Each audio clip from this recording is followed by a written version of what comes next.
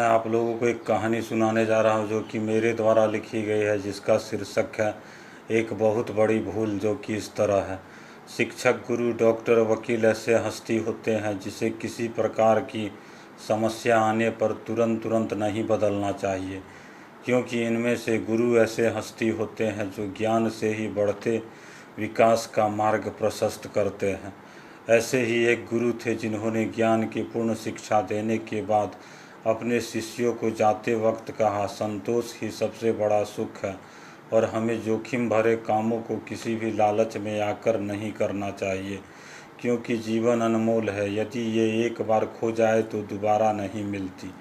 उसी बीच अखबारों में एक खबर यह आई कि वर्षों पुराना एक घर जैसा खंडहर, जो कि चारों ओर से जंगल से घिरा था, वहाँ जो कोई एक दिन रात रहकर आएगा उसे लाखों रुपया इनाम देकर पुरस्कृत किया जाएगा। इससे पहले भी कई लोग वहाँ गए, लेकिन कोई भी लौट के न आ सका और कोई भी वहाँ का हकीकत बताने से पहले ही चल बसता। दुर्गा की मजबूरी और पिताजी से अटूट प्यार और धन की आवश्यकता उसे उस खंडर तक खींच लाई, लेकिन बाद में जब वहाँ की वास्तविकता से लोग रूबरू हुए तो हैरत में पड़ गए।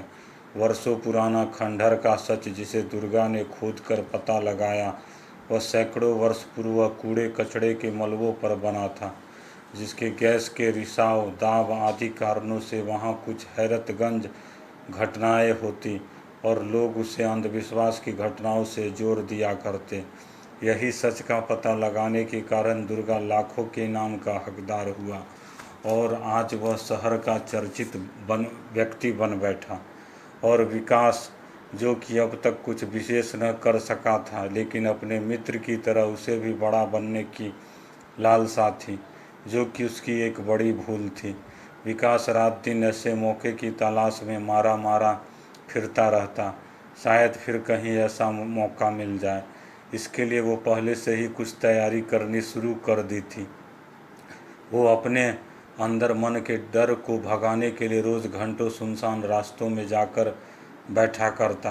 रात के अंधियारे में कभी भी घर से निकलकर हर तरफ से घूम आता। वो ऐसा इसलिए करता क्योंकि उसमें दुर्गा की तरह इनाम पाने की लालसा थी।